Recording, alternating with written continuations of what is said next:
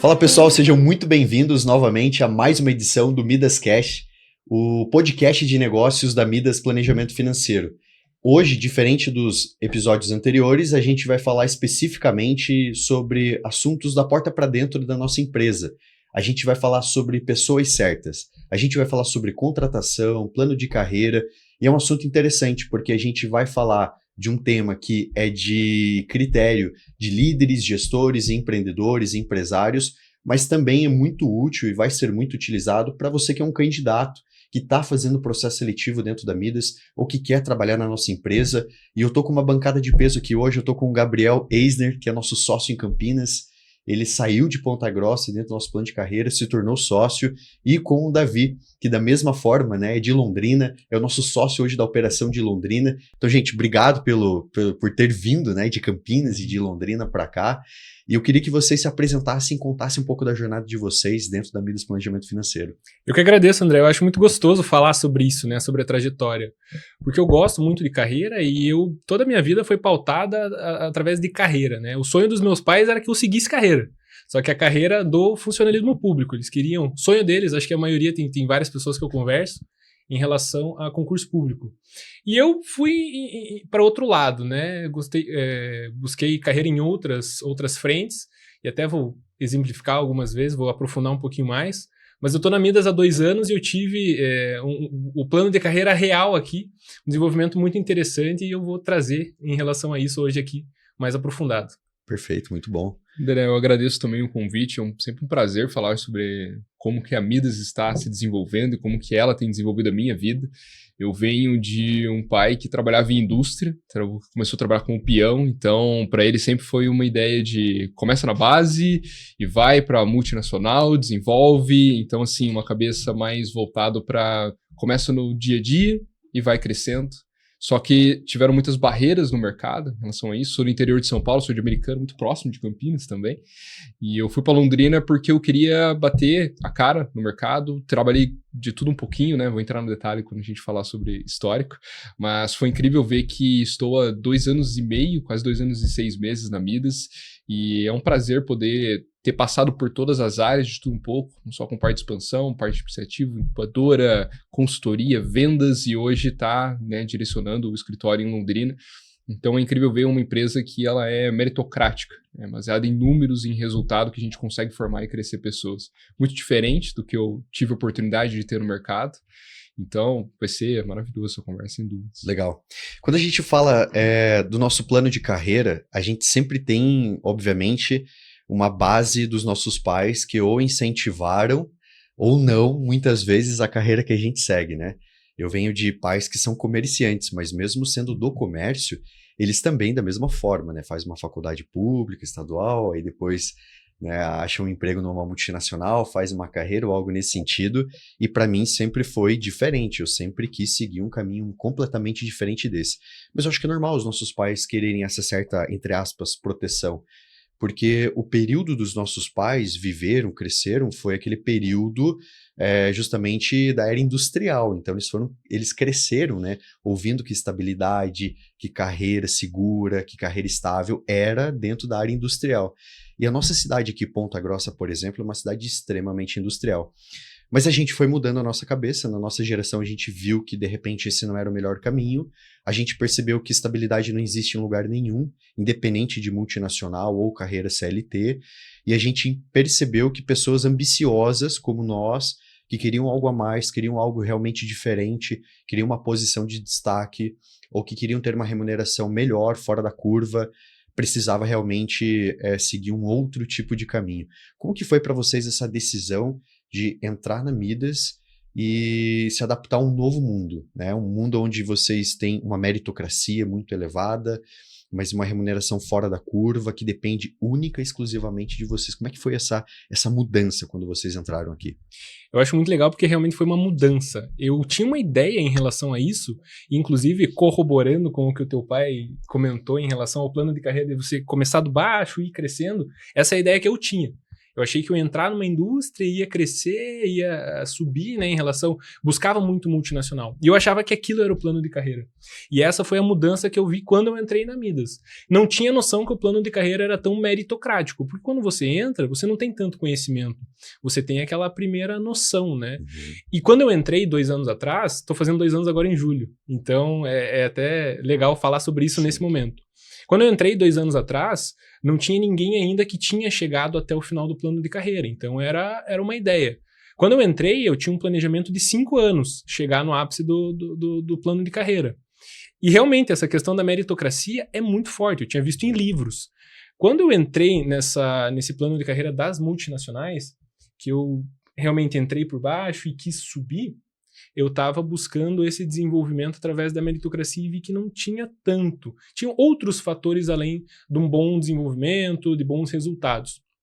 Quando eu fiz essa transição para Midas, eu vi que realmente é apenas número. O que dependia? De mim. E aí eu fui avançando no processo, fui entendendo e tive um avanço rápido aí, né? O que eu tinha de meta 5 anos baixou para menos de 2, né? Eu virei sócio com 1 ano e meio. Então foi uma aceleração incrível, assim, foi uma mudança total. Não só em relação ao que eu imaginava como plano de carreira, mas também, obviamente, um impacto na vida pessoal também, né? Perfeito. Muito bom. Esse ponto que o Gabriel trouxe de 5 anos de planejamento. Hoje, quando a gente para pensar em questão de ascensão profissional, 5 anos parece muito tempo, né? Hoje a gente está com aquela Muito rápido, né, hoje em dia. Essa plasticidade de tempo de, meu Deus, demorou 6 meses para eu ter um aumento. Nossa, demorou 3 meses para eu ter isso.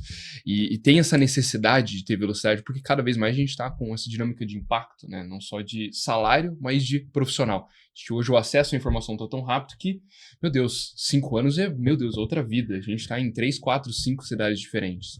E quando eu entrei na Midas, eu falei, óbvio, eu vou querer o topo, eu quero o máximo, e eu gostei muito da Midas quando eu entrei, principalmente pelo fato de que eu amo 3 coisas. Eu amo gente, eu amo aprender, mas eu principalmente gosto de trabalhar. Eu adoro trabalhar. E durante o trabalho, já fazem 14, 15 anos, como vou fazer 31 agora, e todos os trabalhos que eu tive, eu sempre dediquei 100, 110, 120% do que eu tinha de energia, do que eu tinha de vontade, do que eu tinha de propósito pessoal. Só que era sempre aquilo, eu entregava 100 e recebia 50, entregava 100 e recebia 30, entregava 100, dava uns 70 a cada semestre. E pra mim sempre foi muito doloroso isso, porque não era uma questão de corresponder de forma financeira. A gente sabe que o financeiro ele vem como consequência à medida com que o tempo vai avançando. Só que de você ver que tinham pessoas que trabalhavam de uma forma diferente em outros pontos, vamos colocar assim, e elas tinham um avanço não só profissional, mas financeiro também. E quando eu entrei na Midas, eu vi que nos primeiros 30 dias isso já era uma mudança muito clara, muito mais rápida, muito mais acelerada.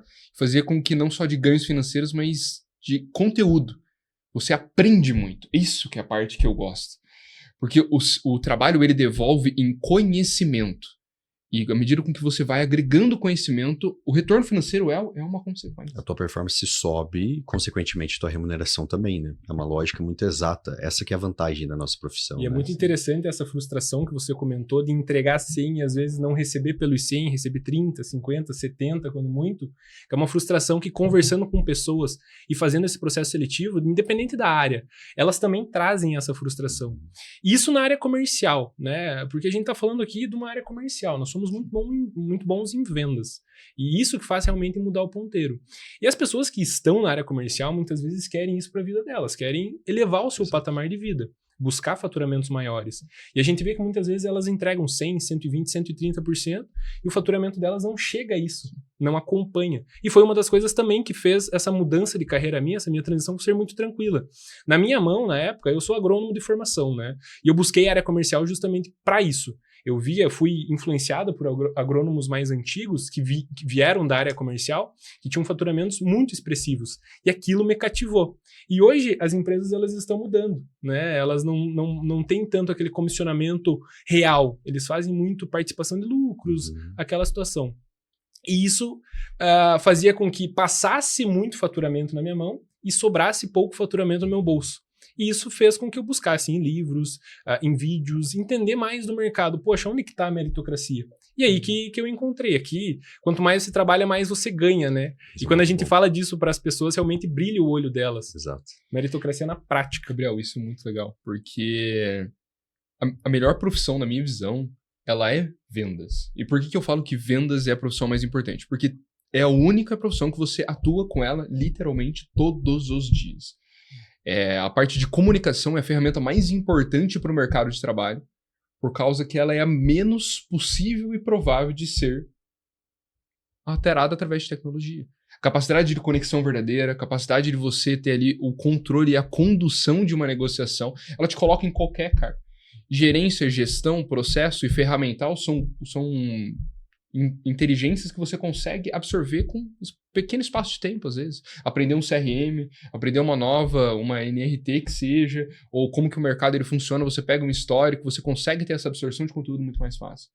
Só que a melhor ferramenta hoje para negociações e desenvolvimento de carreira é a comunicação, que é onde você vai conseguir ter a parte de liderança, gestão e direcionamento. E é a ferramenta mais atemporal, na minha visão. E vendas traz isso todos os dias. E isso é importante para o desenvolvimento, principalmente quando a gente fala de Eu costumo dizer que vendas é o caminho mais rápido e mais honesto para você ter uma ascensão de classe social. É o caminho que te tira, de repente, da classe C, da classe B e te coloca de maneira mais rápida, honesta, digna, só que não funciona tão rápido quando você não tem tanto conhecimento, né, ou quando você não sabe o caminho. Eu vejo que um diferencial que a gente tem hoje dentro da nossa companhia é que a gente mostra o caminho, a gente tem ferramenta, a gente treina, a gente conduz, e eu percebo que hoje muitos candidatos, eles perguntam, né, puxa, mas eu não tenho experiência na área comercial, ou eu não tenho experiência no mercado financeiro, e tem um certo receio de fazer essa mudança e achar que não vai dar certo por esse motivo. Como que vocês lidam com esse candidato que é bom, que tem potencial, mas não tem tanta experiência na área comercial ou experiência no mercado financeiro? Olha, eu posso me dar de exemplo. Eu sempre fui, o óculos não engana, sempre fui muito nerd desde pequeno. Então, obviamente, eu tive casos de timidez, de dificuldade para conversar em público, medo de palco, né? Aquele frightening stage que a gente fala. E eu fui um profissional que fui me desenvolvendo em relação a isso. Então, eu consigo entender muito a parte de ser uma pessoa introvertida ou ter uma dificuldade para se comunicar. Só que o processo de formação dentro da Midas, ela te capacita para isso. É um processo natural. Comunicação é algo que você desenvolve aos poucos. São pequenos gatilhos e pequenas técnicas que fazem com que você seja um profissional A de qualidade de comunicação. E todo o acompanhamento que fazemos do dia número 1, quando a pessoa entra na Midas, até o dia 60, 120, 360, 720, é sobre a capacidade de você transmitir informação e a responsabilidade que o interlocutor tem na comunicação. Então, através de 1-a-1 semanais, de revisar quais são os principais gatilhos que fazem a pessoa ter dificuldade. Às vezes é a entonação de voz, que a pessoa não consegue ter a entonação de voz condizente com o assunto que ela está tratando. Ou é o pace da comunicação, que ela não consegue fazer isso, que seja de uma forma, né, gradual, que seja em grades, dividido com o que é a preocupação do cliente. Ou ela não consegue manter uma comunicação de acordo com a expressão facial. Então, são todas ferramentas com que a gente desenvolve. Óbvio que é um estudo, mas a Midas ela tem todas as ferramentas e os gestores hoje, os sócios, são muito bem preparados para conseguir formar. Então, se essa é uma dificuldade que você tem no processo seletivo, fala com tranquilidade. Hoje tem profissionais que vieram de área financeira, destoam muito de comerciais na ponta. E hoje vendem, produzem e conseguem contribuir de forma direta com resultados e hoje mudaram de vida e não vieram de parte de vendas. Então, toda essa parte de comunicação e comercial a Midas desenvolve muito bem. Eu fiz questão que você iniciasse justamente por isso. A gente é bem diferente em relação à personalidade, né? O Davi é mais introvertido e eu sou o oposto, extrovertido. Eu era capitão do time de basquete. Na apresentação não era o que fazia, no trabalho não era o que fazia, era o que apresentava. Não, deixa que eu apresento. Gabriel era o Cool Kids. Pra mim foi muito mais fácil. Sim. E eu quis complementar justamente por isso. O que é o ponto em comum? Hoje, dentro do time, a gente tem vários perfis de pessoas, várias personalidades dentro de cada um, né, na questão pessoal. E cada um se destaca em alguma situação, algum ponto específico. Mas, em comum, o que todas as pessoas têm, realmente, é esse cuidado com as pessoas. Eu vejo que a questão comercial está muito mais atrelada a entender o que você faz e como você vai impactar a pessoa propriamente do que ter aquele perfil profissional, o comercialzão, o vendedorzão. Isso o mercado já está excluindo, não existe mais essa questão. Quando você une uma pessoa que é preocupada, entende o produto que está trabalhando, se preocupa com pessoas e une a comunicação, que aí a gente vai trazer a retórica, né? A oratória e a retórica é muito importante nesse processo, é uma fórmula que dá muito certo. Você se preocupar com as pessoas e saber transmitir isso é real, o comercial. A questão do produto, a questão das vendas ali, a gente consegue formar. Mas você ter inerente essa questão da comunicação, mais a preocupação com as pessoas, isso realmente é o ponto em comum que a gente tem em todos os profissionais dentro da empresa. Mas aquele receio, por exemplo, assim, eu não conheço muito do mercado financeiro, eu não tenho ideia do que é uma Selic, um CDI, como é que eu vou vender investimentos? Como que vocês treinam essa pessoa que não tem esse conhecimento, que é muito comum? A gente vive uma população brasileira hoje que tem pouco acesso, não porque não tenha muito conteúdo, mas é uma população que não foi desenvolvida e treinada nem na escola, nem na faculdade sobre esses temas, acaba tendo que aprender isso com a vida, no mercado lá fora realmente, e a gente vive um cenário onde a grande maioria das pessoas não conhece sobre investimentos e não conhece o básico sobre finanças. Como que vocês lidam com esse profissional que muitas vezes ele até, beleza, eu estou disposto a desenvolver minha comunicação, eu estou disposto a realmente a trabalhar como um consultor de vendas, mas eu tenho receio do mercado financeiro. Como que você desenvolve isso? Como que você treina esse indivíduo? Muito treinamento. Desde o dia 1, quando esse novo consultor entra na Midas, ele passa por um processo intenso de formação. E dentro desse processo de formação, ele inicia lá no básico do básico do básico. O que é inflação, o que é a Selic, o que é um CDI, o que é um CDB. Toda essa nomenclatura, toda essa atmosfera do mercado financeiro, a gente ensina especificamente, né? O Davi é muito bom nessa formação e a gente faz toda essa formação na velocidade que aquele consultor precisa. Perfeito. Existem consultores que têm um conhecimento maior e, obviamente, a velocidade de formação ela é mais acelerada. E aqueles consultores que demandam um tempo maior de formação. E a gente faz essa estrutura muito mais sólida para que ele vá aprendendo e avançando nesse processo de aprendizagem. Acho que é legal o que o Gabriel trouxe, porque toda vez que você faz uma contratação, você tem que entender o momento de vida que a pessoa está. E principalmente quais são as crenças limitantes que ela tem. E se for relacionar com brasileiro, a primeira crença limitante é o quê? Dinheiro. Falar de dinheiro é tabu, guardar dinheiro meu Deus, é muquirana. Você pega, quando a gente pega em relação a, por exemplo, novelas, o empresário é sempre um malvado. Então, assim, já vem numa parte histórica. Então, o primeiro passo é o quê? Esse processo de desmistificação. Dinheiro é bom, dinheiro faz bem. Meu Deus, ganância. Não, é ambição de desenvolvimento, é conforto, é qualidade de vida. É melhorar a educação dos filhos e fazer com que você tenha ali um legado, não só financeiro, mas de conhecimento, porque dinheiro gera conhecimento também. E saber conduzir e formar dinheiro faz com que você consiga ter capacidade de entender qualquer negócio. Por que eu falo isso? Toda vez que você começa uma formação, quando você fala de assessoria, consultoria ou qualquer outro tipo de mercado, quando falamos de parte fiduciária, financeira de maneira geral, precisa entender o que a pessoa já tem de conhecimento. Como que é o seu dia a dia? Como que você controla as suas finanças? Por que você decidiu? Porque você faz as coisas baseado em algo. Nunca é do seu achismo. Eu guardo meu dinheiro porque meu pai me ensinou que era desse jeito. Minha mãe falou que era dessa forma. Você tem que guardar 15%. Meu professor de matemática, ele era desse jeito. Então é complementar o que a pessoa já tem. Porque chega no momento da vida que é muito difícil de você mudar certos padrões consolidados que você já tem, enraizados quando você já é muito pequeno. Em quanto tempo um consultor, um candidato, entrou dentro da Midas? Ele não tem esse conhecimento sobre finanças. Em quanto tempo que esse profissional já está treinado, formado e apto a vender investimentos? Apto a vender investimentos, apto a ter uma conversa sobre investimentos, a gente dá mais ou menos 3 a 4 semanas. É um processo muito intenso e demanda muita dedicação do consultor. E é muito interessante nesse processo que muitas vezes as pessoas não gostam ou não entendem por falta de prática.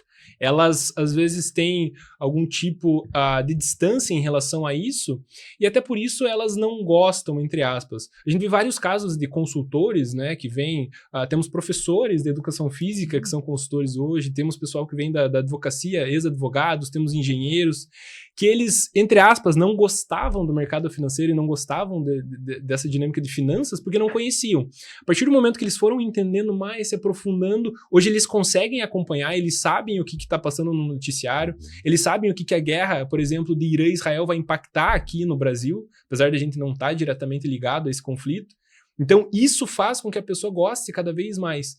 Para você estar apto a ter uma conversa sobre investimentos e saber se os investimentos que aquele cliente está trazendo é bom ou ruim, em torno de 3 a 4 semanas.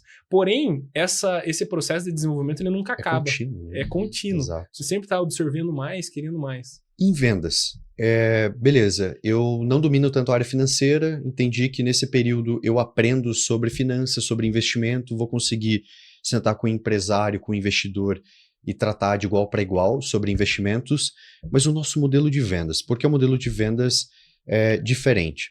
Uma coisa que é importante a gente desmistificar, que foi até um tema que você falou no início, Gabriel, foi que a maioria dos vendedores, eles acreditam que eles precisam ter esse perfil comercial, que é o cara labioso, é o cara falastrão, é o cara que dá jeitinho, é o cara que vende. E a gente precisa entender que esse profissional de vendas é o profissional de vendas desatualizado, é o profissional de vendas que não cabe mais no mercado e que não é essa persona que a gente busca e que, muito pelo contrário, a gente entende que vendas é muito mais ciência, método, processo, treinamento, números, indicadores, do que esse perfilzão que as pessoas lá fora acham. Mas o que é um perfil realmente de um consultor de vendas da Midas e como que vocês formam esse perfil até que ele consiga realmente ajudar os clientes a investir da maneira correta? 2 coisas que dão muito certo. A fome, a pessoa querer mais, sair desse patamar igual você comentou. Quem busca o comercial quer sair do patamar da classe C para a classe B, para a classe A e quer uma ascensão. E para isso, para ter ascensão, precisa de fome. A pessoa precisa buscar mais. Se a gente for falar, poxa, não sei nada sobre investimentos e eu preciso estudar 24 horas em relação a investimentos, a pessoa vai fazer isso. Porque ela sabe que fazendo aquilo ela vai realmente mudar. Então a fome é um ponto que é inegociável. Aquele profissional ele precisa ter fome e a fome é um reflexo da ambição. Perfeito. E a outra questão é a comunicação. Em relação à técnica de vendas, ela está muito atrelada dentro desse processo de formação em relação a produto e vendas. Então toda a técnica de venda que nós utilizamos, e é técnica realmente, é uma ciência, ela está atrelada juntamente a produto. Então, você inicia estudando produto e finaliza o teu processo de formação com técnica de vendas. Porque você precisa realmente identificar o que o cliente quer. Muitas vezes é uma vontade latente, nem ele sabe que ele precisa. Mas quem é que não gosta de renda passiva? Quem que não quer o dinheiro 20 trabalhando? imóveis trabalhando para ele? Quem que vai achar ruim?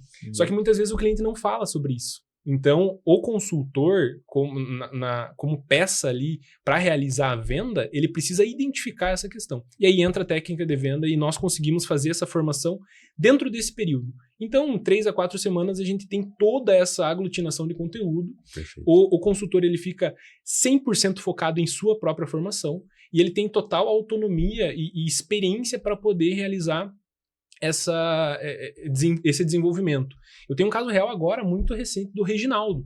O Reginaldo é o primeiro consultor de Campinas e ele vem da área de transportes. Ele era embarcador comercial. Ele fazia as cargas e não tinha nada. Apesar de ser embarcador comercial, ele não estava no processo de vendas. Ele só fazia alocação de cargas com transportadoras e transportes. E ele tinha muito esse receio. E ele é um ótimo comunicador e ele é muito ambicioso. Tá? E nem ele sabia do potencial que ele tinha, né? Justamente. Ele achava que o vendedor era aquele vendedorzão, labioso, toda essa questão. E não, é uma pessoa realmente que entendeu o produto, sabe da dificuldade que o mercado tem, né? Tem esse gap que precisa realmente de produtos pensando na renda passiva, pensando na terceira fase da vida. E a partir disso, ele conseguiu estudar muito técnica de vendas e hoje está tendo um resultado excepcional. Lá em Campinas. É um grande consultor. Isso é interessante. A gente pega um profissional que muitas vezes não tinha experiência nenhuma na área financeira, não tinha experiência nenhuma na área comercial. Muitas vezes ele acreditava que ele não tinha o perfil, mas durante o processo seletivo a gente identificou um potencial nele que nem ele imaginava. Ele tem, né, realmente foi formado, foi forjado e se tornou um excelente consultor. Mas eu acho que o grande ponto aqui do nosso treinamento, e é importante que todos os candidatos que vão fazer o nosso processo entendam, é que o seguinte: o nosso método de vendas ele é extremamente consultivo. Ele é muito mais trazer para o cliente a conscientização de um problema que às vezes está no ponto cego dele, que ele não enxerga, E o nosso trabalho entra como uma solução de um problema que às vezes ele nem está vendo. Então é muito mais um trabalho consultivo de ajudar o cliente do que fazer a venda. A venda ela torna-se uma consequência. Talvez por isso que a gente vende bastante, né? Porque a gente tem realmente esse olhar de foco no cliente. Agora, legal, sobre o treinamento, desenvolvimento, eu entendi. Então, a gente pode resumir que se o profissional tem um perfil, por exemplo, ambição, disposição, é organizado, é um profissional que tem essa fome, essa vontade de crescer, ele vai conseguir, mesmo que não tenha conhecimento em finanças, investimentos, ou que ele não tenha experiência na área comercial, ele vai conseguir ser muito bem formado por vocês, pela Universidade de Midas, e vai se tornar um consultor de alto desempenho. Agora, o que vocês avaliam no processo seletivo?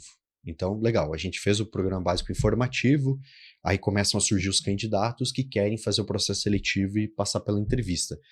A gente tem dentro do nosso processo hoje as recrutadoras que estão sempre monitorando profissionais no mercado que elas acreditam que tenham potencial, que tenham a persona que a gente busca, né? A gente chama do nosso pique, né?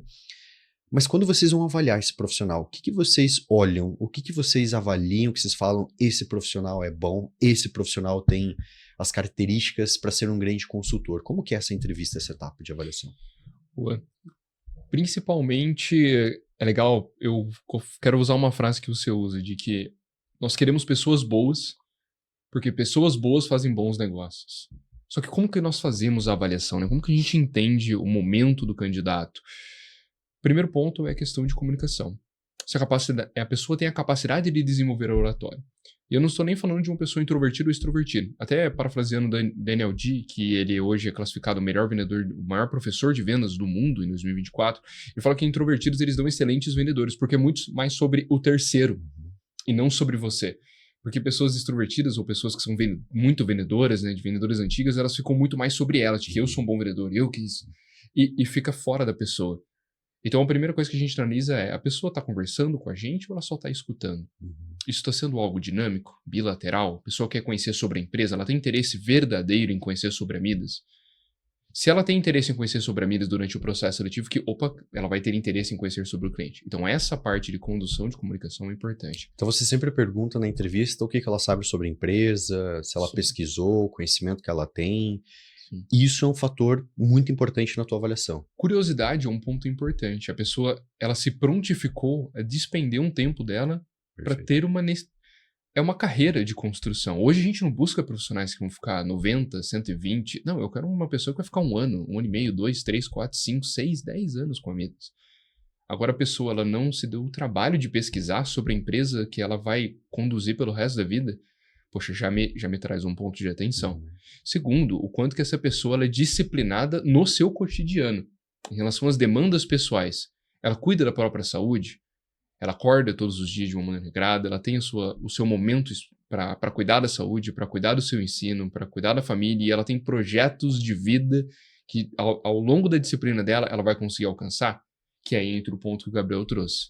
É uma pessoa ambiciosa, e eu não estou falando de uma pessoa ambiciosa que quer sair da C e ir para A, mas a pessoa que quer melhorar a qualidade de vida dela, seja de parte financeira ou seja qualidade de tempo de vida com a família.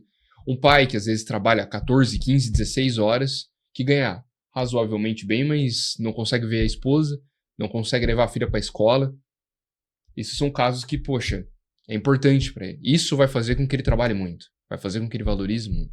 Então esses são alguns pontos que eu levo em consideração, que são bem, bem, bem importantes. Bem relevantes, né? Um ponto que você falou ali é a questão da disciplina, né? O que ele faz, por exemplo, fora do trabalho, com a sua vida pessoal, com as suas sonhos de longo prazo. Por que a disciplina é tão importante? E tem alguma correlação, por exemplo, com o estilo de vida pessoal dele lá fora que vocês avaliam? Como que é isso exatamente? Perfeito. São áreas correlatas, né? Existia muito essa ideia de você separar o pessoal do profissional, mas isso não existe. O profissional está muito atrelado e aquilo tem que ser no estilo de vida da pessoa. E, obviamente, quando a gente traz a questão da disciplina, se você tem disciplina na tua vida pessoal, obviamente vai espelhar na tua vida profissional. E aqui, quando a gente está falando em vendas e vendas através de técnica, obviamente, existem indicadores para você medir essa questão técnica do teu desenvolvimento. E para você melhorar os indicadores, saber visualizar e realmente fazer algum movimento para ter uma melhoria em relação a cada indicador, você precisa de disciplina nesse desenvolvimento. Então, você se manter produtivo, uma das coisas principais é a questão da disciplina. Você ter um propósito muito forte e saber que você repetidas vezes fazer aquilo de uma forma benéfica vai trazer aquele resultado positivo no final. Então, disciplina, obviamente, é um dos pontos principais aí que nós avaliamos. E até complementando em relação ao que a gente avalia no momento da entrevista, eu acho muito importante essa questão que você comentou por último, do TPQL, que a gente fala, Sim, ter pelo que lutar, né? Muitas vezes a gente vê pessoas na casa dos seus 30, 35 anos, até 40 anos, que trabalham suas 15, 16 horas por dia, e muitas vezes não tem muita atração. Essas são pessoas que, se colocarem essa força de trabalho que elas têm hoje no local que elas estão, num potencial, numa ferramenta potencial que a gente tem aqui na empresa, são profissionais que performam muito. Nós temos casos, né? Tanto o Jean como o Alisson aqui em Ponta Grossa são casos nesse sentido.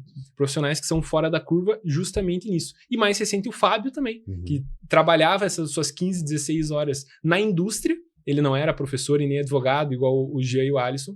E hoje, que ele coloca essas 15, 16 horas num trabalho que dá mais tração, muito mais retorno, o faturamento dele já é 3, 4 vezes maior do que ele tinha na indústria. E como é que vocês identificam que esse profissional é disciplinado? Perguntas simples, perguntas de dia a dia. Porque na entrevista, o que eu percebo hoje em dia? A entrevista, ela é uma etapa que é muito fácil. Se a pessoa ela é minimamente organizada, planejada, é muito fácil ela se vender bem, né? Mas e como é que a gente identifica ela verdadeiramente aquilo que ela tá falando? São perguntas que causam dualidade. Então, a gente faz várias perguntas sobre a mesma coisa para ver se as respostas elas corroboram, se elas linkam. Então, desde hobby até leitura, o que ela faz nas horas vagas, que conteúdo que ela consome, e isso em vários momentos dentro da entrevista. A entrevista que nós fazemos é um pouco diferente do que normalmente um recursos humanos faz, um RH, né, um gente de gestão faz em empresas normais, empresas usuais. Nós fazemos realmente um bate-papo. Então, aquele candidato ele fica muito relaxado. E através disso, a gente consegue ter essa identificação. Se realmente o que ela faz, o que ela fala, linka com o que ela realmente está nos contando ali naquele processo. E são perguntas simples, como por exemplo, você se considera uma pessoa disciplinada, André? Você acha que é importante E hoje? por quê, né? Não, mas, cara, que maravilha. Eu adoro trabalhar com gente disciplinada. Gente disciplinada é incrível. Só que no começo ela falou, putz, eu tô muito corrido. Uma pessoa disciplinada, organizada, não é corrida. Mas me fala um dia corrido seu. Eu acordo tal horário e faço tal coisa. E você percebe que ao longo da história, do storytelling que ela tá falando do próprio dia dela, você vê vários pontos de, poxa, essa pessoa disciplinada, ela teria um horário pra fazer isso, um horário pra fazer aquilo, um horário pra aquilo, e ela tinha um porquê que ela fazia tudo aquilo. Então são perguntas muito simples de, cara, então me conta como que é ser uma pessoa disciplinada. Tô tentando melhorar. Se coloca junto com uma pessoa, você começa a entender. E o momento da entrevista, ele é um ponto. A gente já está acompanhando esse candidato no processo, desde a abordagem até o momento do comportamento dele no PBI. Então a gente consegue visualizar exatamente o horário que chega, como chega na entrevista. Então são pontos que a gente vai linkando e vai formando aquele perfil daquele candidato. Então, a gente consegue ter essa definição muito clara. A gente consegue olhar, às vezes, no candidato, o horário que ele chegou, a postura que ele chegou, o jeito que ele cumprimentou e já, opa, Exato. Esse cara é bom. Ou, ixi, esse cara aí não é tão bom assim. Então, a atitude dele demonstra muito isso. E eu acho que o nosso processo, ele filtra muito bem a entrevista 1 e a entrevista 2. Que a entrevista 2 é o processo do roleplay. Na minha opinião, o roleplay, eu acho que ele fala muito mais sobre o candidato do que muitas vezes na entrevista. E a gente percebe que a maioria dos candidatos que a gente vem recusando são dois grandes problemas. Primeiro, as pessoas elas vivem hoje em dia e elas se conectam muito pouco com outras pessoas. Eu vejo assim que as pessoas que têm pouca ambição ou pouca visão são pessoas que normalmente elas ainda não enxergaram o poder do networking, o poder de conexões e o quanto é importante conhecer comunidade, pessoas e o quanto isso eleva o seu patamar. E aí um outro ponto é que essa entrevista 2 que a gente faz, que é um roleplay, a gente vai olhar questão de hard skills, a parte técnica do consultor, mas a gente olha muito mais pela soft skills, pela parte comportamental. Porque ali a gente vê se ele tem disciplina, se ele estudou, o quanto ele estudou, e eu queria saber um pouco mais dessa entrevista 2, essa segunda etapa. Como que vocês avaliam esse, putz, esse cara aqui... Isso é bem legal. Eu gosto muito dessa etapa mais divertida do processo. É legal. Né? Disparado. É legal porque o candidato ele já teve a primeira entrevista, então ele foi presencialmente, obrigatoriamente no escritório. Pode ser que a primeira abordagem, por comodidade, ou às vezes por conta de horário, ela é feita de forma online, mas o roleplay ele não tem como ser feito de forma online, e a primeira entrevista também não. Na primeira entrevista, muitas vezes, aquele candidato, ele pode até ter conhecido a empresa, ter visto a empresa, mas muitas vezes ele não tem tanto cuidado em relação à apresentação. Ele entra num ambiente que todo mundo está num dress code na primeira entrevista, se ele volta no roleplay já no dress code, a gente já sabe, opa, ele está preparado. Ele tem uma boa percepção das coisas. Ele já entendeu. Aprendeu. Ele já entendeu. Isso é uma coisa muito legal. Aqueles candidatos que têm os melhores roleplays são os candidatos que vêm preparados para a segunda entrevista. Ele já entendeu o ambiente e ele já vem preparado. E ele tem cuidado em pontos simples, que é em relação à soft skill. A hard skill é simplesmente você apresentar um roleplay bem apresentado. A soft skills, ela começa desde um cuidado em relação ao dress code, a pontualidade, o material, cuidado com o material. O Reginaldo, que eu comentei, ele levou, eu não sei qual papel que é, mas é um papel grosso, ficou linda a impressão, a apresentação, caneta, desenhando muito bem. Né? Isso fala muito. Isso que eu queria falar, o complementar que o Gabriel trouxe. Nós fizemos um roleplay ontem mesmo, com um candidato que ele foi para uma empresa que faz impressão. Olha o nível de dedicação que a pessoa teve com o processo. Diferente de pegar alguma coisa impressa de qualquer forma, com velocidade. Esse ponto me impressiona, mas não é essa virada de chave. Mas é a maneira como a pessoa, ao longo desses dias, porque nós damos um espaço de tempo, às vezes de 2 a 3 dias para a pessoa se preparar para vir fazer o roleplay, é como essa pessoa, ela conversa conosco e ela tem esse engajamento no processo. Que é pedir ajuda, que é perguntar, porque às vezes um mercado completamente destoa muito. Você pega o caso do Jean, que era professor de basquete, completamente destoa muito, né? Fora a comunicação, não tem nenhuma né? É algo às vezes que foge muito. E aí você vê a pessoa engajada, perguntando, pedindo para fazer reunião, para treinar. Nós temos o Lucas Shell hoje, um profissional que está tendo uma excelente performance.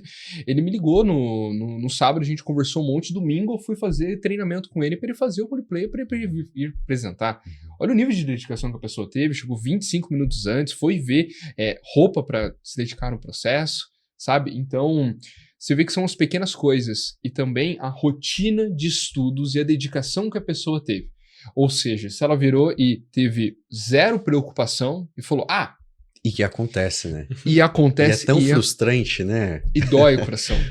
Porque você vê que é uma pessoa que tem um potencial, só que ela acha que vai ser fácil. Só que, independente de uma coisa ser fácil, independente de uma coisa ser difícil, uma coisa que eu aprendi, você sempre vai se dedicar com a mesma intensidade. Se for fácil, você vai ser muito fora da curva. Se for difícil, você vai corresponder com a expectativa.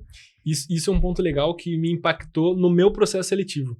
A parte que eu não lembro muito bem em relação à entrevista, mas o roleplay eu lembro cada passo. Eu lembro de você no roleplay. Porque o roleplay... você fez junto, você participou. O meu roleplay, eu tinha negligenciado o meu roleplay. Era uma sexta-feira que eu fiz a entrevista e o roleplay seria na segunda. Na terça-feira, desculpa. E que bom que foi na terça-feira, porque final de semana eu negligenciei e comecei a estudar na segunda.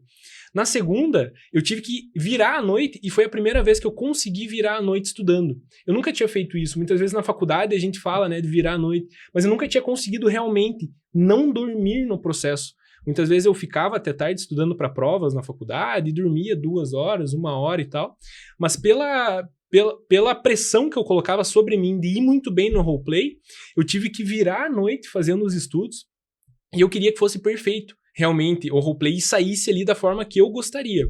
Eu queria até ter a gravação do meu roleplay para ver. Eu tenho só depois que eu vou começar o meu start como consultor e não tenho do roleplay. Mas é uma questão que a gente vê. Eu, me visualizando como candidato na época, eu tive essa consciência, obviamente, má organização no processo, porque eu negligenciei, que é o conteúdo do vídeo, mas eu tive que realmente deixar de lado esse sono naquele período pra dar tudo de mim nesse processo do roleplay.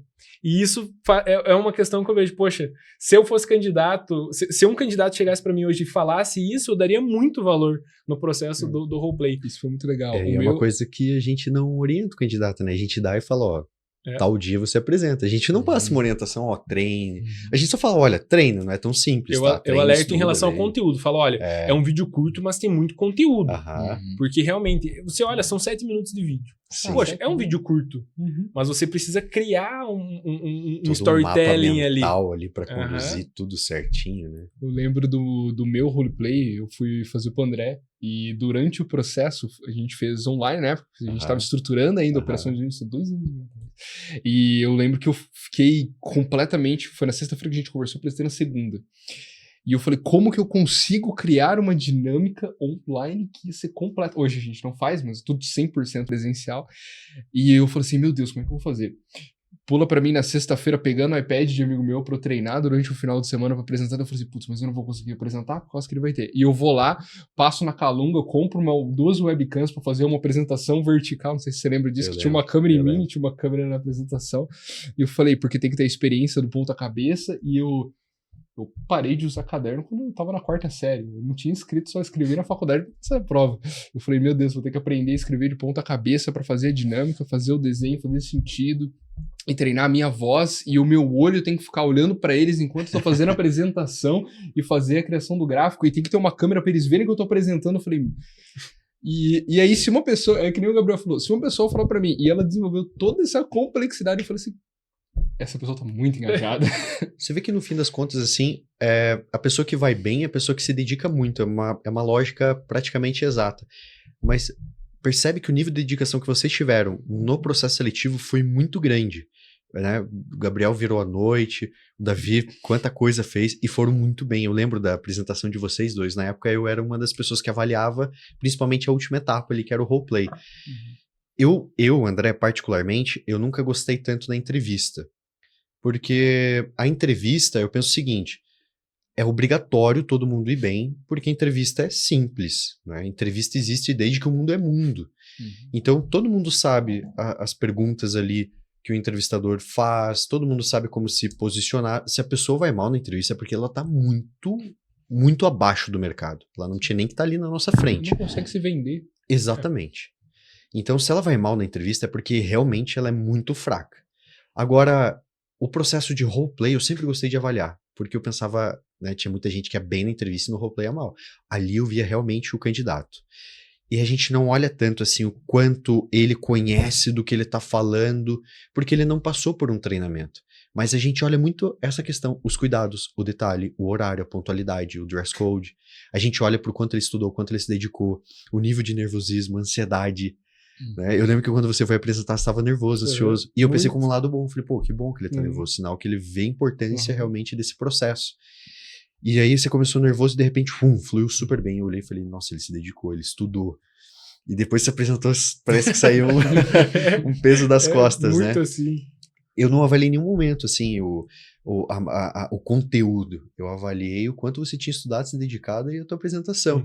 E vocês percebem que vocês dois que se dedicaram tanto no processo, não é por conta do processo, mas é por conta que isso é uma característica pessoal de vocês. E aí volta no que a gente tinha comentado. E não parou por aí, né? Em relação a soft skills. Exatamente. Exato. Entra a soft skills nesse momento.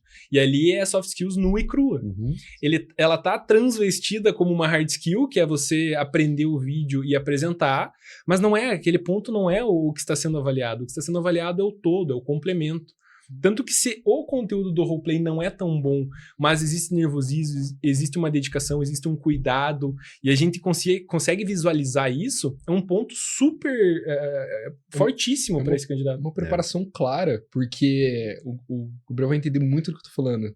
Quando nós avaliamos o roleplay, fica nítido quem estudou e quem não estudou. Porque a pessoa sabe exatamente, óbvio, né? exatamente a frase que foi falada no vídeo. E às vezes ela não consegue reproduzir do mesmo jeito, mas ela sabe exatamente o que aconteceu. Então você vê que a pessoa estudou, você vê que ela teve uma rotina, você vê que ela apresentou para a esposa, ou apresentou para o marido, ou apresentou para o amigo, ou se gravou falando, que alguns candidatos a gente fala, se grava, que às vezes é um ponto legal, bacana para você se avaliar, importante. E você vê nítido, ao longo da apresentação, quem estudou e quem não estudou. Eu até pergunto, essa é a primeira pergunta que eu faço quando finaliza, né? Como que foi o teu processo de aprendizagem, de estudo? E muitas vezes falo, poxa, minha esposa não aguenta mais ouvir falar disso. Que é um ponto legal, né? Poxa, se dedicou e ficou repetindo Treinou várias com os vezes. familiares, normalmente, né? Esse é um ponto legal. Beleza, aí a gente tem mais uma etapa que seria a avaliação do plano de negócio, né? O business plan. Como que vocês avaliam esse business plan e por que ele é tão importante? Uma coisa que eu percebo é que alguns candidatos, eles negligenciam a questão do business plan. Eles acreditam que é só preencher um certo volume, uma certa quantidade, que é mais uma etapa ali para ser preenchida. Mas não, é uma etapa de exclusão, é uma etapa avaliativa. Por que é tão importante esse business plan? E que dicas vocês dariam para as pessoas preencherem da maneira correta e serem aprovados nessa etapa? Eu vou me dar de exemplo. Quando eu entrei na mesa, eu estava com 28 anos, não tenho 30 anos de mercado, então não tenho tanto relacionamento. Como eu avaliei? Minha percepção foi, é aqui que eu começo. Se eu fizer um começo fraco, eu vou ter um meio mais difícil e um final mais tardio. Então, o meu processo de avaliação para construir o meu business plan foi, primeiro, quem são as pessoas mais próximas de mim? Que eu posso sentar, conversar e ter uma linha de aprendizado. Apresentar para elas têm capacidade financeira e, por consequência, eu consigo ter a abertura. Segundo ponto, quem dessas pessoas eu consigo ter uma segunda conversa? Com quem delas eu consigo me desenvolver, aprender? O business plan, o candidato ou candidata precisa entender o seguinte. É ali onde você começa o seu processo de formação. E mais importante na sua formação é o quê? O volume, intensidade. Com as pessoas com quem você vai conversar, muitas das vezes você tem uma expectativa e uma noção de fora. Você não sabe como que a pessoa tá. A gente nunca sabe como que o outro tá se sentindo. Empatia é entender que o outro é outro. Mas você não sabe como que tá o dia a dia, você não sabe se ele tá amontoado de contas, você não sabe se ele mudou de vida. Então eu vejo que muitas das vezes a dificuldade que o candidato ou a candidata tem na hora de colocar esses contatos é porque eles ficam pressupondo o cenário. Eu não sou tão próximo dessa pessoa. Eu não sou tão próximo daquilo. Primeiro passo que eu dou. Pego a lista de contatos do celular, nomeia de A a Z quem são as pessoas com que você já conversou. Depois você coloca prioridade e o quão próximo você é. Segundo, você entende aonde que essa pessoa está no momento de vida. E terceiro, qual é a disponibilidade de você pegar o telefone e chamar ela para bater um papo. Não é que todo mundo pode vir a ser cliente. Mas todo mundo que você tem um bom relacionamento, eventualmente vai virar cliente. E o importante no começo é você atender as pessoas para desenvolver o seu mercado, desenvolver a sua expertise, pegar essas indicações e ir para o próximo, que ir para o próximo e para o próximo. É muito mais sobre intensidade e volume. Eu sinto muito em relação a isso que você comentou também da negligência, né? Nós temos, dentro da primeira entrevista, uma ficha cadastral que o candidato vai colocar os seus dados lá para a gente ter uma bússola para poder conduzir a entrevista, né? Tanto na parte pessoal como na parte profissional. Eu vejo que muitas vezes é confundido essa ficha cadastral com o business plan. Então vai mandar uma planilha e vai fazer só esse preenchimento, como se fosse a ficha cadastral. Vai preencher do jeito que dá, no momento que ele tiver um tempo livre, e não é bem isso. Esse nível de consciência que o Davi trouxe quando ele preencheu o business plan dele, muitas vezes não existe no candidato, ele não sabe a importância daquilo. Então, eu deixo muito claro para o candidato em relação à importância desses nomes. E esses nomes, igual o Davi comentou, muitas vezes a venda em si ela é consequência. Esses nomes eles vão servir como uma forma de aprimoramento e finalização do processo de formação desse candidato. Porque ele vai atender pessoas reais, com problemas reais, em situações reais. E muitas vezes, por ter essa intimidade, se tiver algum tipo de falha ou algum problema na comunicação ou no processo de explicação do produto, não tem problema. Existe a intimidade desse business plan, do networking desse candidato. E a gente faz a avaliação justamente em relação a isso, né? Ao número de pessoas que é colocado nesse business plan, porque a gente vai usar esses nomes, o candidato vai utilizar esses nomes para formar os seus primeiros atendimentos. E esses nomes, eles precisam...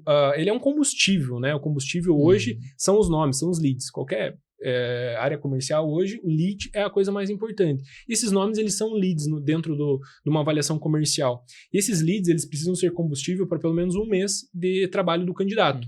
E para formar esse um mês, ele vai precisar de pelo menos 160 nomes, né? Então é um número interessante. Mas quando a gente pega uma lista de contatos, a gente tem muito mais que isso. Verdade. E o candidato, às vezes, ele se assusta em relação a isso. E a gente tranquiliza, fala, não, pega a tua lista de contatos. Nós até mandamos um arquivo em relação a isso, né? Você não tem noção de quantas pessoas você conhece. Que é um lembrete. Pessoas, exatamente. Quantas pessoas a gente já se conectou na nossa vida toda, É. que se a gente ligar agora, ela no mínimo sabe quem a gente é e E muitas é vezes justamente a isso gente que precisa. O candidato confunde, ele pensa que, poxa, eu preciso conversar com essa pessoa todo dia. Não, ela precisa Ninguém saber. mantém contato e relacionamento Não com tem 200 como, pessoas, Não é né? possível, não é A gente essa. conhece umas 5 pessoas ali, né, que são mais próximas. Eu quero dar um exemplo do Thiago, que é um consultor agora de Londrina, que indo muito bem, muito fora da curva. E durante o processo de formação a gente acompanha por 3 semanas. É um consultor. É uma grande formação. Exato. Tem todo o processo da universidade, que tem reportes diários sobre o desenvolvimento a respeito do conteúdo, e depois nós ficamos 3 semanas, todas as reuniões, feedback, conversação, almoça, janta, a gente fala que deixa pra dormir com a esposa ou deixa pra dormir com o marido, depois volta, depois no outro dia de novo, é bem tenso, né? E esse acompanhamento justamente para trazer segurança Sim. pro consultor. Uhum. Porque às vezes volta naquilo em relação à experiência. Poxa, mas eu nunca trabalhei no mercado financeiro. Os primeiros atendimentos a gente tá junto. Esse é um ponto legal, porque a gente não treina o cara, prepara ele e fala, agora E vai. larga. Agora vai. É. A gente acompanha. Sim. 3 semanas, é muita coisa. Quem que faz isso, né? E o ponto do Thiago que eu queria trazer, que é legal, é que todas as semanas que eu acompanhei, as 3 semanas que eu acompanhei com ele, era batata. Uhum. Ele virava e falava, esse cara é muito perfil ideal de cliente, esse cara tem muito potencial, aqui é certeza, é assertivo. Não dá bom. O cliente que tinha 0 expectativa, fechava. Fechava. Isso é super normal. Isso é a coisa mais natural. E a gente fala, a gente repete, tipo assim, não crie expectativa. Fica tranquilo. Entenda o momento de vida do cliente. Faça um spin bem realizado. Converse, entende o momento de vida. Você não sabe o que está acontecendo na vida do cliente. Senta e conversa. Ah, porque eu já estudei. Calma, respira. É normal a pessoa ficar ansiosa, né? De quero me preparar ao máximo. Isso é bacana, eu quero me preparar o máximo possível para saber o que ela está fazendo. Só, calma, respira. Cada cliente é um cliente. E um dos pontos que eu comentei no começo, que na minha visão, a profissão de vendas é a melhor profissão que tem, é porque você saiu de um cliente, você aperta o reset. Uhum. Independente se você foi mal ou se você foi bem na última apresentação, na sua cabeça você apertou o reset, você é um milionário.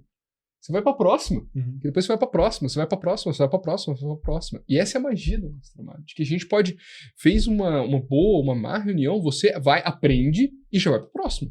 E aprende realmente. E isso que é legal na Midas. Porque todo final de atendimento a gente passa feedback. Não tem nenhum atendimento que não tenha um ponto pra melhorar. Não tem nenhum atendimento que, independente de ter sido venda, independente de não ter sido venda, ter sido um sim ou ter sido um não, a gente chega e fala, não, aqui não pode acontecer de novo. Faz parte da nossa cultura, né? Exato. Faz parte da nossa cultura. Legal, gente, falando sobre esse tema de cultura, recentemente eu escrevi um livro que é Empresas Não Crescem, São Construídas.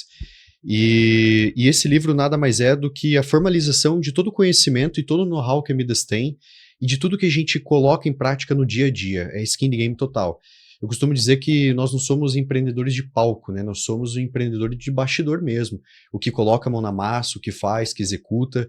Porque hoje em dia existe muito guru na internet que ensina como montar um negócio, a como vender, a como liderar, como gerenciar. Mas ele é um influenciador, ele não é empresário. Ele não chega no 5º dia útil e tem uma folha para pagar, imposto para pagar, negociação com jurídico, contador, tributário, contratação, demissão, é muito diferente. E aqui a gente colocou realmente tudo aquilo que a gente faz na prática no dia a dia.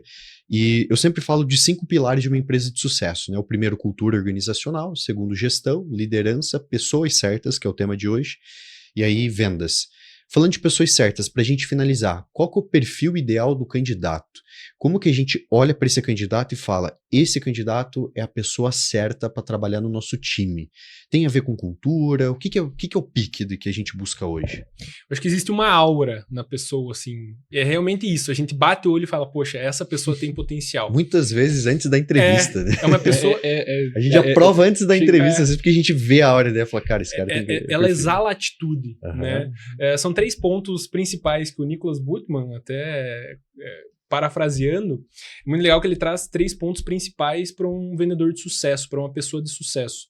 Entusiasmo, a resiliência e em relação à atitude.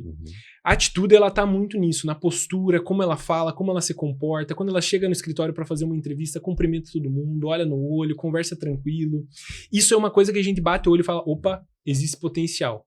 Isso é uma coisa inegável, a questão da atitude e da presença desse profissional. E depois, no segundo momento, a gente vem dentro das soft skills que a gente abordou aqui dentro desse período. Cara, o Gabriel, ele resumiu muito. Eu colocaria atitude. Que a atitude vai mostrar que a pessoa se vestiu bem, que ela foi uma boa comunicadora, de que ela confia em si mesma na hora de conversar. Ela vai ter insegurança porque ela nunca trabalhou com o mercado financeiro, às vezes. Pode ser. Mas ela confia em si. E se ela confia em si, ela tem a capacidade de conversar, de diagnosticar, de conversar com o cliente. E isso é legal no processo de formação dela. E a atitude, ela vem se mostrando a cada passo, não só no momento de você entrar na Midas, mas durante todo o período. Eu tive a atitude de ir para Campinas realmente, mudar totalmente meu cenário e construir a minha vida lá através dessa sociedade. Davi, da mesma forma, veio fazer o processo de formação dele em Ponta Grossa. O André teve a atitude de sair do mercado, que ele já tinha muito sucesso, e formar a empresa. Então, a atitude é uma coisa que é comum entre as pessoas de sucesso. E é o risco também, né? Justamente. É o risco. Eu ganhava 6 dígitos. Quem que ganha 6 dígitos hoje e fala assim, e tá em tese estável, seguro, renda recorrente, e fala assim, eu vou abandonar tudo que eu tenho hoje para começar do zero um novo projeto. Por conta da atitude. A gente vê hoje candidato que às vezes está ganhando pouco, 5 mil, 10 mil, e tá falando em zona de conforto, que né, tem medo de arriscar, tá falando eles falam muito, eu esqueço o termo da palavra agora, não é muito do meu perfil, mas eles falam muito assim, segurança. Benefício. Benefício. Era isso. É interessante você ter Eu conheço falado pouco isso. da linguagem. Eu tô escutando bastante.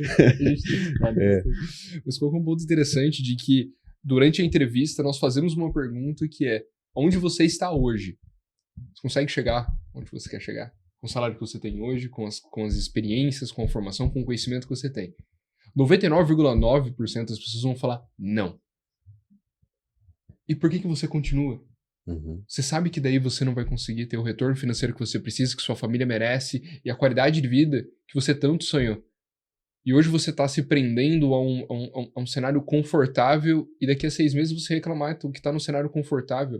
É através do desconforto que você vai conseguir criar isso. É um processo natural. Quando eu comecei a trabalhar com o mercado financeiro há bastante tempo, e depois eu saí dele, fui para a área de consultoria comercial, trabalhei com M&A, valuation, parte imobiliária, gestão, enfim. E eu voltei para essa área do mercado financeiro porque eu falei, aqui é muito bom. Você tem muita... É todo dia coisa nova, é todo dia cenário diferente, e trazer essa possibilidade de ganhos, não só financeiro, mas você aprende muito, porque você é testado a todo momento. A gente fala muito sobre técnica de venda, só que o cliente tem muita técnica de compra. Exato. E você desenvolver a melhor ferramenta do mercado de trabalho, que é a comunicação, é todo dia.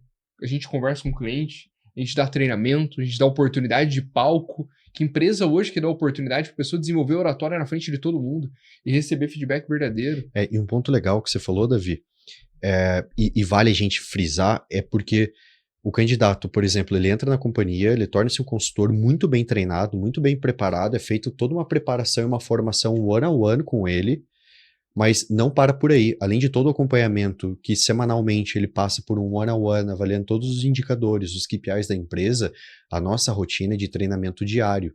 Faz parte da nossa cultura organizacional, que é a base do meu livro, né? Eu falo que a cultura é o primeiro pilar de uma organização bem-sucedida.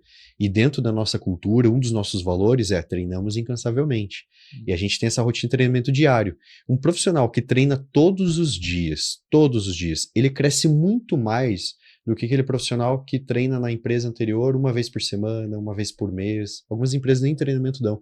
Então, esse treinamento diário faz com que não só ele esteja preparado para o início, mas que ele vá melhorando e aprimorando cada vez mais enquanto profissional. E se eu pudesse, né, para a gente finalizar, se eu pudesse dizer qual o grande segredo da Midas, o porquê que a gente dá certo, o porquê que funciona, o porquê que a gente cresce, é por conta das pessoas. As pessoas são o nosso principal diferencial. O nosso time é um time de alto nível. Só que as pessoas que estão lá estão crescendo a todo momento e tem essa fome, essa ambição, essa capacidade de aprendizado, e é por isso que a gente cresce tanto. E é muito legal que elas crescem e querem que os outros cresçam. Exato. Então todo Cria um mundo... ambiente de alta performance, né? Todo mundo vai se impulsionando, isso que é legal. Uma das coisas que, só complementando o que o Gabriel trouxe, nossa dinâmica de comemoração através de venda de outra pessoa é uma das coisas que uma das partes da nossa cultura que eu mais gosto, que é você ficar verdadeiramente alegre com a venda de um outro.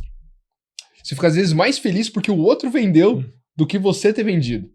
E você vê o time crescendo. Isso é cultura. E como é gostoso trabalhar numa empresa com cultura, né? Sim. Esse é o principal diferencial. Poucas empresas no Brasil têm cultura. E olha, como é diferente trabalhar numa empresa que tem essa cultura, né? Que um torce pelo outro, é colaborativo, lógico, é competitivo, mas é muito colaborativo, um ajuda o outro. Esse é um ponto legal, né? Bom, gente, é isso. Espero que vocês tenham gostado aí de mais um episódio do Midascast. Hoje a gente teve esse bate-papo aqui com os nossos sócios, falando sobre carreira, expansão de negócios, pessoas. Para você que é candidato, com certeza você recebeu muitas dicas que vai impulsionar você a tomar a decisão de vir trabalhar conosco e também muitas dicas e insights que vai te preparar para fazer muito bem o processo seletivo.